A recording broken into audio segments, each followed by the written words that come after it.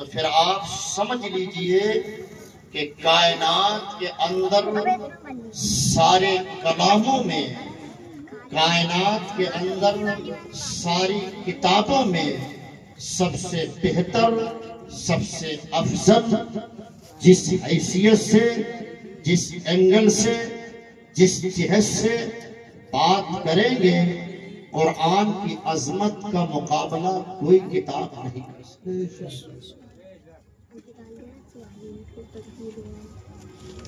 کیوں؟ اس لیے کہ اللہ کی کتاب ہے۔ اسی لیے آقا کریم صلی اللہ تعالیٰ علیہ وسلم نے ارشاد بھی فرمایا، آقا فرماتے ہیں خیر الکلام کتاب اللہ، کلاموں میں سب سے بہتر کلام اللہ کا کلام، کلاموں میں سب سے افضل، سب سے بہتر، سب سے اعلیٰ۔ کیوں؟ اس لیے توجہ میرے بھائی، یہ اللہ کا کلام ہے۔ اللہ کون ہے؟ جسے ہم رحمان بھی کہتے ہیں۔ اللہ کون ہے؟ جسے ہم رحیم بھی کہتے ہیں۔ اللہ کون ہے؟ جسے ہم جبار بھی کہتے ہیں۔ اللہ کون ہے؟ جسے ہم قہار بھی کہتے ہیں۔ اللہ کون ہے؟ جسے ہم ستار بھی کہتے ہیں۔ لیکن یہی اسماء صفاتیہ میں ایک اس کا اسم صفاتی، ایک اس کا خاصہ، ایک اس کی صفت، ایک اس کا اسم صفاتی وہ بھی ہے کہ جب ہم رکوع میں جاتے ہیں تو کہتے ہیں سبحان ربی العظیم، سجدے میں جاتے ہیں تو کہتے ہیں سبحان ربی الاعلیٰ۔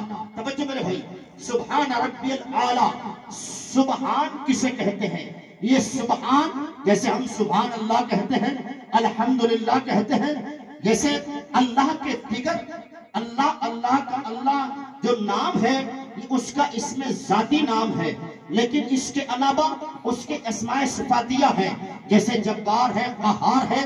مثال کے طور پر رحمان کا معنی رحم کرنے والا، مہربانی کرنے والا، رحیم کا معنی بھی نرمی کرنے والا، مہربانی کرنے والا، کریم کا معنی کرم کرنے والا، نرمی کرنے والا، ستار کا معنی کیا ہے؟ پردہ پوشی کرنے والا، جبار کا معنی جبر کرنے والا۔ سمجھے میری بات؟ اسی طریقے کے بہت سارے اس کا اسماء صفاتی ہیں، ان کے سب کے کچھ نہ کچھ معانی ہیں، اس کا کوئی نہ کوئی مطلب ہے۔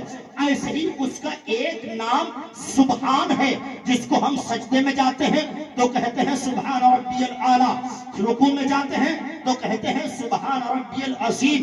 آئیے دیکھیں سبحان کے معنی کیا ہے۔ ہم رب کو سبحان کس معنی میں پکارتے ہیں؟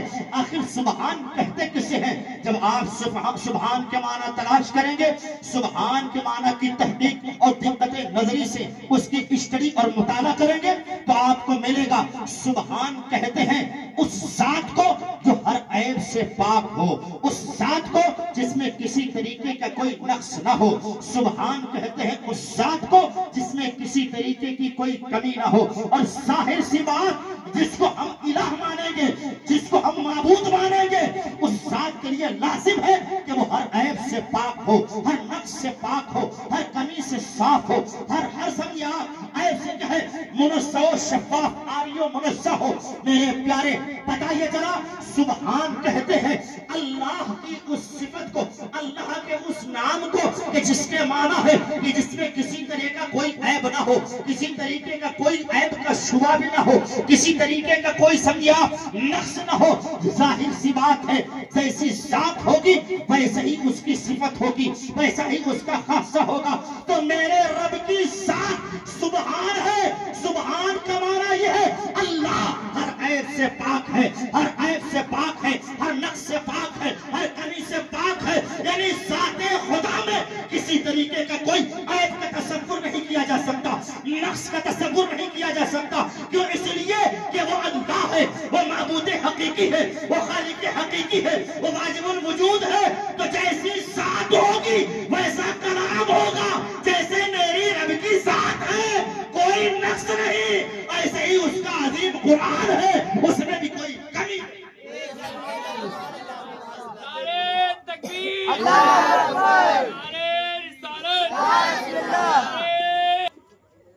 اللہ کا کلام ہے. اسی لیے رب نے فرمایا ذالک الکتاب لا ریب فیہ، یہ وہ کتاب ہے کہ جس میں کوئی شک و شبہ کی گنجائش نہیں. بے شک بے شک. کیوں؟ اس لیے کہ یہ کلام انسانی نہیں ہے، یہ کلام ربانی ہے. کسی ماؤ شما کا کلام ہوتا، کسی کس و ناقص کا کلام ہوتا، کسی انسان کا کلام ہوتا، کسی مخلوق کی بات ہوتی تو اس کے اندر کمی ہو سکتی تھی، اس کے اندر نقص ہو سکتا تھا. لیکن یہ کلام اللہ کا کلام ہے تو ظاہر سی بات ہے جیسے رب کی ذات ہوگی ویسے ہی اس کا خاصہ ہوگا، ویسے ہی اس کی صفت ہوگی. تو میرا خدا وہ خدا ہے جو ساری کائنات سے عرفہ و اعلیٰ ہے، بلند و بالا ہے، جو ہر ایک سے عظیم ہے، برتر ہے، عظمت والا ہے، سب سے اعلیٰ ہے. تو ظاہر سی بات ہے جیسے اللہ ہر ایک سے بڑھ کر کے عظیم و عظمت والا ہے تو میرے پیارے یہ قرآن اسی رب کا کلام ہے، اسی لیے قرآن بھی سب سے بڑھ کر عظمت والا ہے.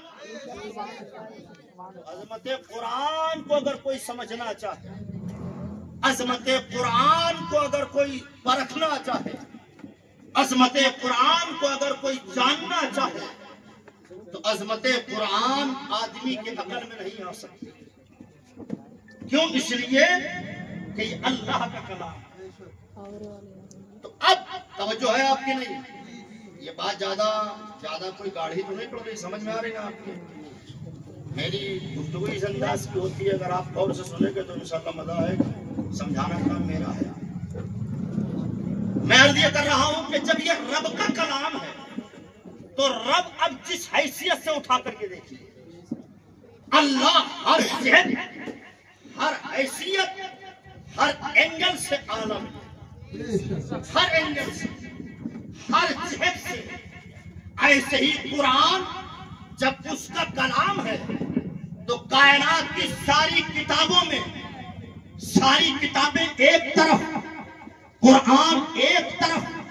میرے بھائی اب قرآن کو جس حیثیت سے اٹھا کر کے دیکھو گے، قرآن کو جس اینگل سے اٹھا کر کے دیکھو گے، قرآن کو جس جہت سے اٹھا کر پڑھ کر کے اور سمجھنے کی کوشش کرو گے تو قرآن ہر حیثیت سے اعلیٰ ملے گا، ہر حیثیت سے بالا ملے گا، ہر حیثیت سے سمجھ میرے بلند و بالا ملے گا. کیوں؟ اس لیے کہ جیسے رب ہر جہت سے، ہر حیثیت سے بلند و بالا ہے، اعلیٰ ہے، برتر و بالا ہے، ایسے ہی اس کا قرآن ہر جہت سے.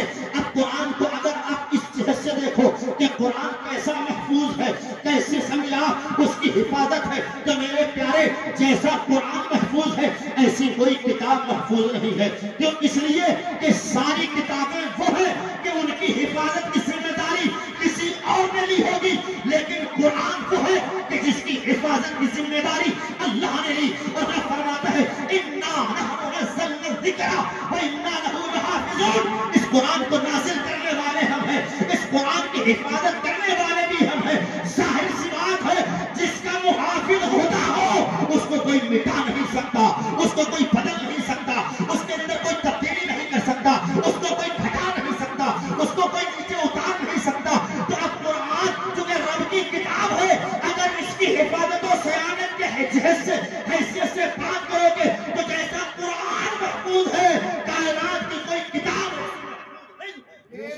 نعرے تکبیر،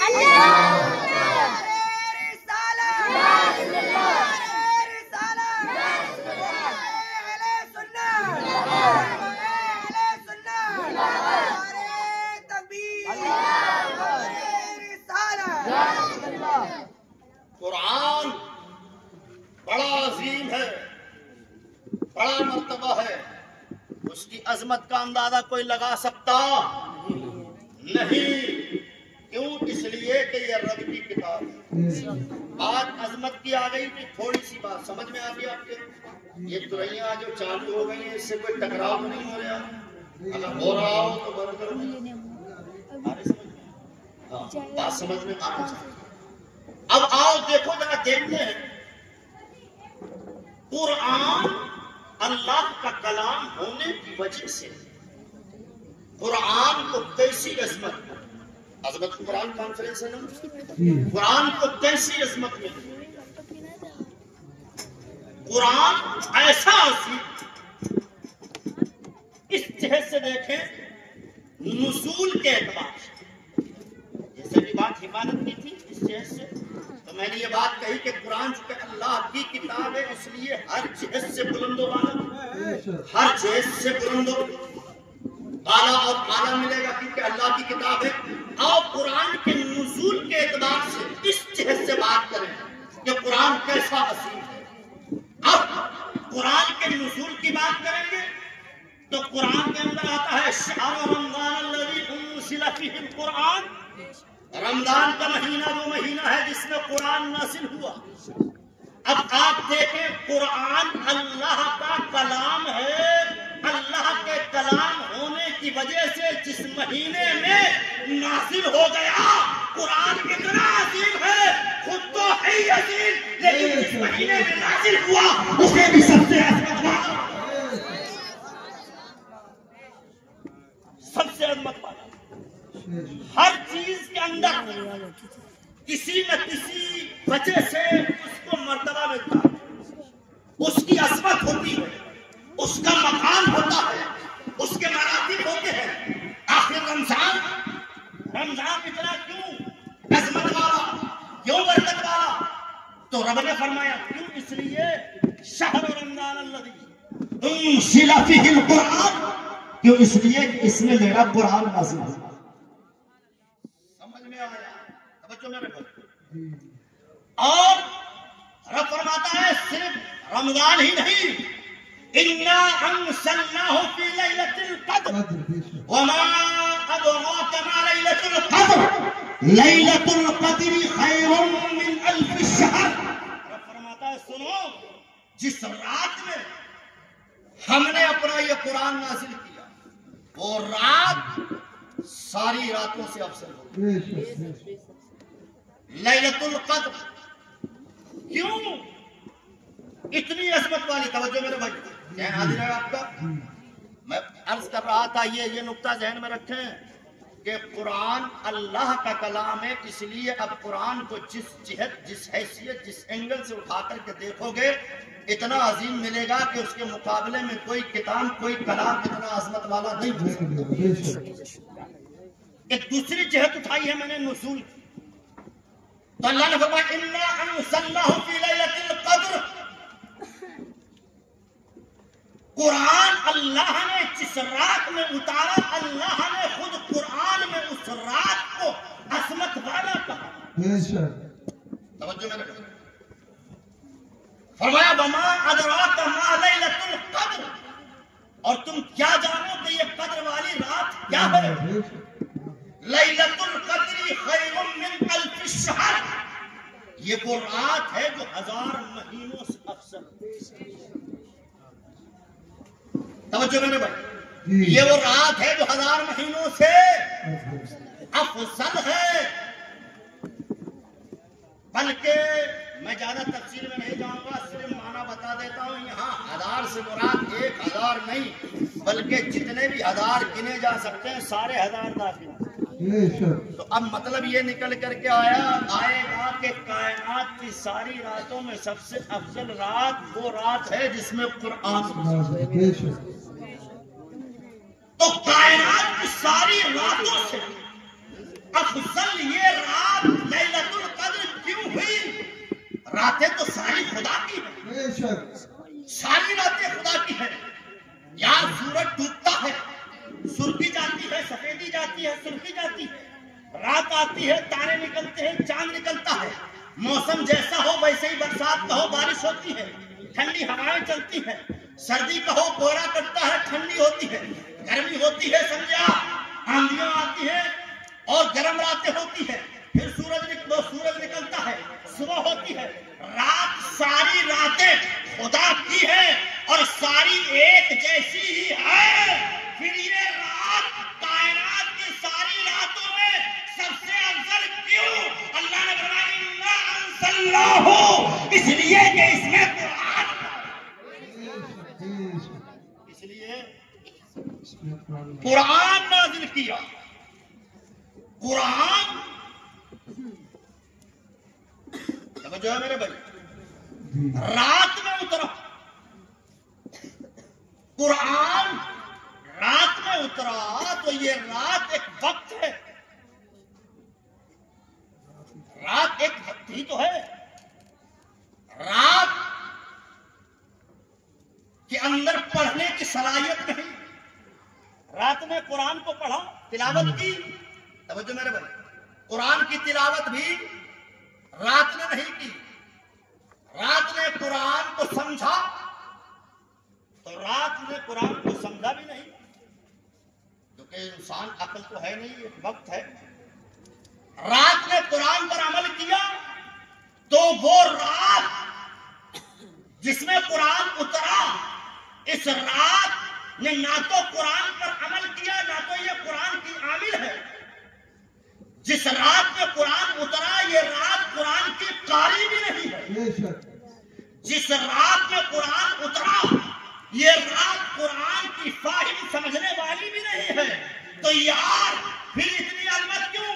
کہا اس کے کچھ لمحات کو قرآن کے نزول کی سنگت میت حاصل ہوئی ہے، اس لیے اس کا یہ مقام اس کو ملا ہے کہ یہ رات کائنات کی ساری راتوں سے افضل ہو گئی۔ میرے پیارے توجہ، جس رات میں قرآن کو پڑھا نہیں، جس رات میں قرآن کو سمجھا نہیں، جس رات میں قرآن پر عمل نہیں کیا، صرف قرآن نازل ہوا، کائنات کی ساری راتوں سے افضل ہو گئی۔ وہ عالم، وہ حافظ جس نے قرآن پڑھا بھی ہو، جس نے قرآن سمجھا بھی ہو، جس نے قرآن پر عمل کیا ہو، کائنات کے سارے افراد ایک طرف، وہ عالم و حافظ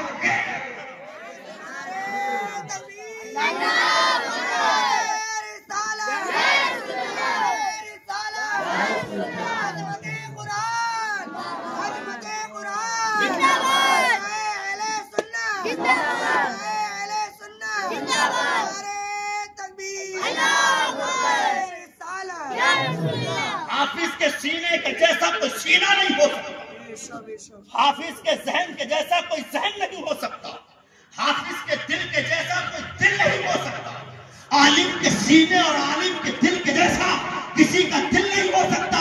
تو یار عالم کے جیسا، حافظ کے جیسا کائنات کا کوئی فرد نہیں ہو سکتا۔ کیوں؟ اس لیے کہ اس نے قرآن پڑھا بھی ہے، اس نے قرآن سمجھا بھی ہے، اس نے قرآن پر عمل کیا بھی ہے۔ تو پتہ یہ چلا قرآن اللہ کی کتاب ہے، جس حیثیت سے بات کرو گے ان بچوں نے قرآن ناظرہ مکمل کیا، میں نے آیت پڑھی، قرآن کی تلاوت، اللہ فرماتا ان الذین یتلون کتاب اللہ، بے شک وہ لوگ جو قرآن کی تلاوت کرتے ہیں، وَأَقَامُوا الصَّلَاةَ اور نماز پڑھتے ہیں، وَأَنفَقُوا مِمَّا رَزَقْنَاهُمْ سِرًّا وَعَلَانِيَّةً اور اللہ نے جو انہیں مال دیا ہے کبھی دکھا کر کے کبھی چھپا کر کے اللہ کی راہ میں خرچ کرتے ہیں، یرجون تجارۃ لن تبور، رب کے ساتھ ان بندوں کا یہ ایسا سودا، ایسی تجارت، ایسا بزنس ہے جو کبھی بھی گھاٹا نہیں دیتا، کبھی بھی گھاٹا نہیں دیتا۔ یہ ایسا سودا ہے کبھی گھاٹا نہیں دیتا۔ کس کا سودا؟ جو رب کا بندے کے ساتھ، بندے کا رب کے ساتھ ہے۔ اور وہ سودا اور وہ تجارت کیا ہے؟ توجہ میرے بھائی، وہ تجارت کیا ہے؟ تلاوت قرآن ہے، قیام رمضان ہے۔ وہ تلاوت کیا ہے؟ راہ خدا میں خرچ کرنا ہے۔ وہ تجارت کیا ہے؟ راہ خدا میں خرچ کرنا ہے۔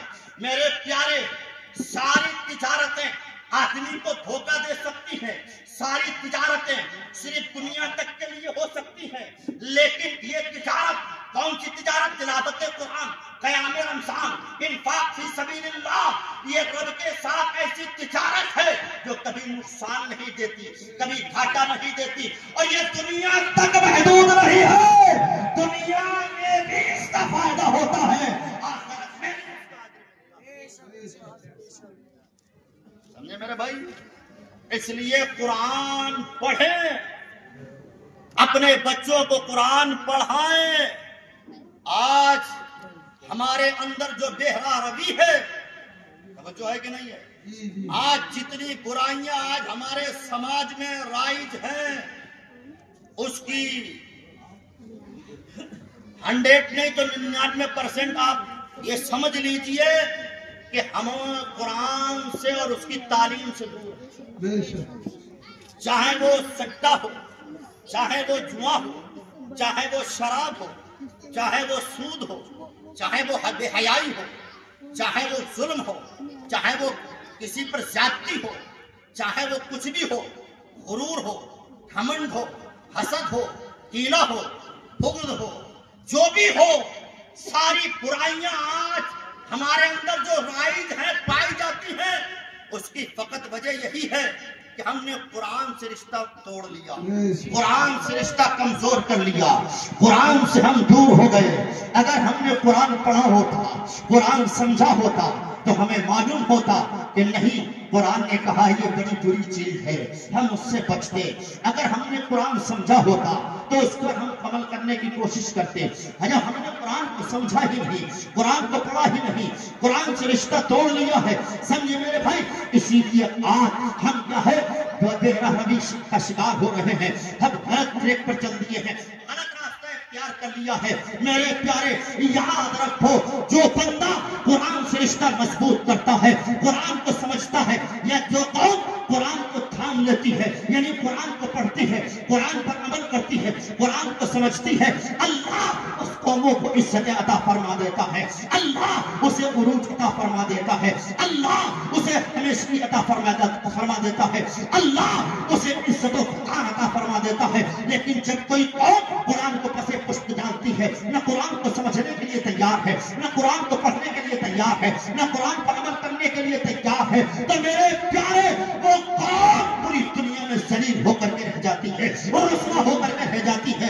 آج پوری دنیا کا آپ سروے کر لیجئے، محاسبہ و تجزیہ کر لیجئے، پوری دنیا کے خطے میں سب سے زیادہ اگر ذلیل ہے تو وہ مسلمان ہے۔ کیوں؟ اس لیے کہ نہ تو خود قرآن پڑھ رہا ہے، نہ تو قرآن پڑھانے کی کوشش کر رہا ہے، نہ تو خود پڑھ رہا ہے، نہ بچوں کو پڑھا رہا ہے، بلکہ اگر کسی نے پڑھ لیا تو ان کے پیچھے پڑ جا رہا ہے، ان کے پیچھے پڑ جا رہا ہے، نہ تو خود پڑھ رہا ہے، نہ اپنی اولاد کو پڑھا رہا ہے۔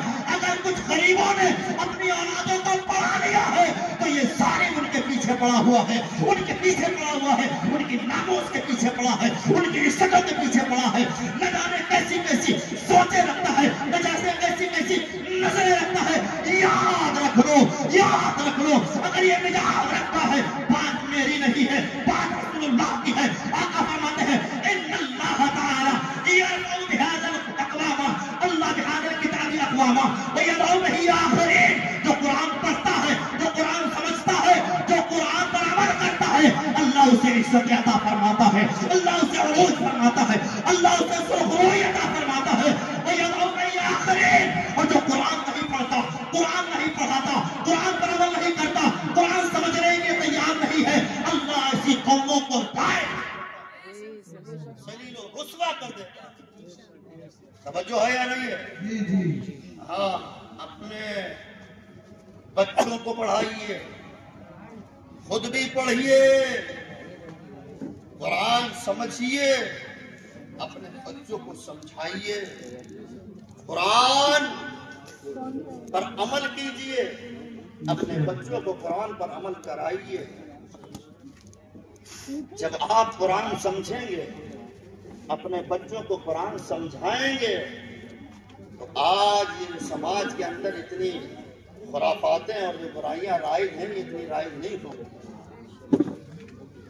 آج 99% سبب جو قوم کے بگاڑ کا ہے، اس کی فقط وجہ یہی ہے کہ ہم نے قرآن سے رشتہ توڑا۔ اور ظلم والا ہے، ظلم یہ ہے کہ اگر کوئی اپنے بچوں کو پڑھا لے، سمجھا، تو پھر لوگ ان کے پیچھے پڑ جاتے ہیں۔ ایسا ہے کہ نہیں؟ خود تو عالم نہیں بنے، اولاد کو بھی نہیں بنایا، خود کو حافظ نہیں بنے، اولاد کو بھی نہیں بنایا، اگر کچھ غریب نے یا کسی نے اپنے بچوں کو پڑھا لیا، حافظ بنا لیا، اور وہ دین کی خدمت کے نظریے سے کہیں پہ ہے، تو پھر یہی ظالم قوم ان کے پیچھے پڑ جاتی ہے، یہی ظالم قوم نہ جانے کیا کیا گردانتی ہے. سمجھا؟ کوئی حقیر سمجھتا ہے، کوئی فقیر سمجھتا ہے، کوئی بہت گرا ہوا سمجھتا ہے، کوئی کچھ نظریہ رکھتا ہے. سن ظالم، سن لے، سن، یہ اس نے قرآن سیکھا ہے، دین سیکھا ہے، دین پڑھا ہے، اس کی وجہ سے یہ کہیں جا کر کے دین کی خدمت کر رہا ہے، دین کے لیے رکا ہوا ہے. ورنہ کوئی اپنا گھر چھوڑنے کے لیے تیار نہیں ہوتا، کوئی اپنی فیملی چھوڑنے کے لیے تیار نہیں ہوتا، کوئی نہیں ہوتا. اور میں سمجھتا ہوں یہ تو درد اس وقت بندے کو محسوس ہوتا ہے جب کوئی اپنے جگر کے ٹکڑے کو اپنے کلیجے سے جدا کر کے پھر پڑھائے اور اس پر خرچ کرے، تب اس کو معلوم.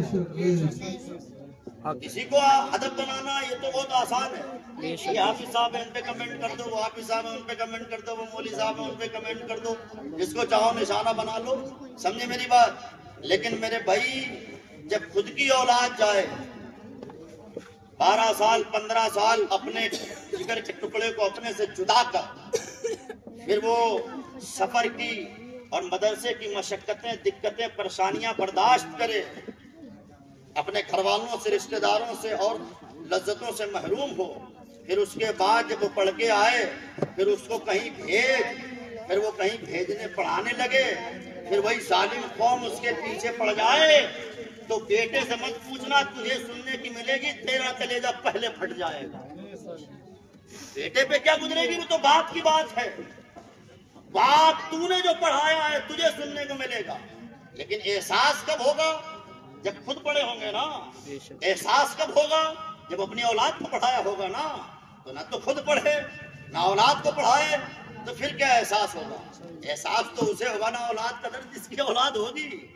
جس کی ہوگی نہیں اس کو کیا ہے؟ اسے کیا معلوم ہے کہ اولاد کی مربت کیا ہوتی ہے، اولاد کی محبت کیا ہوتی ہے، اولاد کی پرورش کی قربانی کیا ہوتی ہے. اس لیے میرے پیارے، قرآن پڑھیے، قرآن پڑھائیے، قرآن سمجھیے، اپنے بچوں کو سمجھائیے اور قرآن پر عمل کرنے کی کوشش کیجیے. اپنی اولادوں کو قرآن پر عمل کرائیے. کیوں؟ اس لیے اگر ہم نے ایسا نہ کیا تو ابھی ہم ذلیل نہیں ہوئے ہیں، ابھی تو بہت کم ذلیل ہوئے ہیں، اس سے زیادہ ذلیل ہوں گے، اس سے زیادہ رسوا ہوں گے.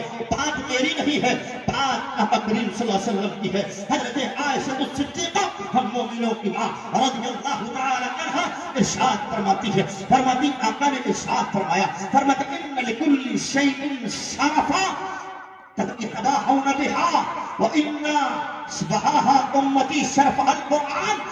آپ فرماتی ہے، آقا نے ارشاد فرمایا، ہر ایک کے لیے کوئی نہ کوئی وجہ شرافت ہوتی ہے، ہر ایک کے لیے کوئی نہ کوئی ایک وجہ ہوتی ہے جس کی وجہ سے اس کی عزت ہوتی ہے، جس کی وجہ سے اس کی شرافت ہوتی ہے، جس کی وجہ سے اس کا وقار ہوتا ہے. جیسے آج دولت مند اپنی دولت میں اتراتا ہے، طاقت والا اپنے طاقت کے نشے میں چور ہے، سمجھا، جائیداد والا اپنے جائیداد کے نشے میں سمجھا مغرور ہے، اور کوئی قدر و منزلت والا منصب پہ اگر کسی کے فائد ہے تو وہ اپنے منصب پہ اترا رہا ہے. کسی کو کوئی عہدہ مل گیا تو اس پر جھولا نہیں سما رہا ہے، اس کے نشے میں مغرور ہے. کوئی طاقت و اقتدار کے نشے میں. اب پتہ یہ چلا کہ جس کے پاس طاقت و اقتدار ہے، طاقت و اقتدار کی وجہ سے سمجھا اس پر فخر کر رہا ہے. کسی کے پاس نیتا نگری ہے، سیاست ہے، وہ اپنی سیاست کی وجہ سے سمجھا اپنی لیڈری کی وجہ سے کیا ہے، فخر کر رہا ہے. کسی کے پاس کوئی چیز ہے، دولت ہے، وہ دولت کی وجہ سے جھولا نہیں سما رہا ہے. کسی کے پاس چاہو منصب و مرتبہ سمجھا یا کوئی عہدہ ہے، وہ اپنے عہدے کی وجہ سے پھولا نہیں سما رہا ہے. لیکن یاد رکھ میرے، دولت دنیا تک محدود ہے، منصب دنیا تک محدود ہے، اقتدار دنیا تک محدود ہے، یہ ساری چیزیں صرف دنیا تک محدود ہے. لیکن سن، ہر چیز کے لیے، جیسے زمیندار کے لیے سمجھے آپ اس کی وجہ شرافت زمینداری ہے، پیسے والے کے لیے اس کی وجہ شرافت لیکن پیسہ ہے. لیکن ذرا رسول اللہ سے پوچھیں، آقا ذرا یہ تو بتائیے کہ امت محمدیہ کی وجہ شرافت کیا ہے؟ آقا فرماتے ہیں اِنَّا بَهَا امتی شرف القرآن. میری امت اگر یہ چاہتی ہے کہ اسے عزت سے نوازا جائے، اسے وقار حاصل ہو، تو اسے چاہیے کہ قرآن سے رشتہ